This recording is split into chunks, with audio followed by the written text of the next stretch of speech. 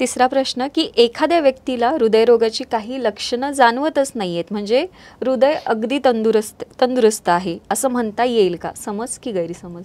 हा पण गैरसमजच आहे, कारण बऱ्याचदा लक्षणं दिसत पण नसतात. फॉर एक्झाम्पल सांगते, डायबिटीजच्या लोकांच्या मध्ये सायलेंट अटॅक्स असतात, त्यांना पेन फॅक्टर जाणवत नाही. बऱ्याचदा ते पेशंट अगदी मेजर काहीतरी हार्टचा लॉस होतो, हृदयाची पंपिंग कॅपॅसिटी खूप कमी येते आणि त्याच वेळी आपल्यासमोर येतात.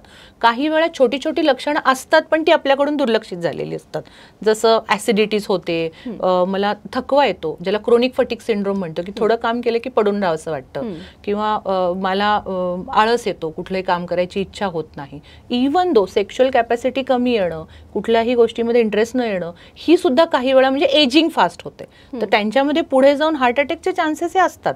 त्यामुळे छोटी छोटी लक्षणे ही दुर्लक्षित होत असतात रुग्णांकडून. काही वेळा तरुण आहेत म्हणून, काही वेळा कामाच्या व्यापामध्ये असेल. त्यामुळे असं काही नाहीये की लक्षणं नाही आहेत म्हणजे हार्ट अटॅक येणार नाही. हार्ट अटॅक हा कोणालाही येऊ शकतो, लक्षणं नसतील तरी पण.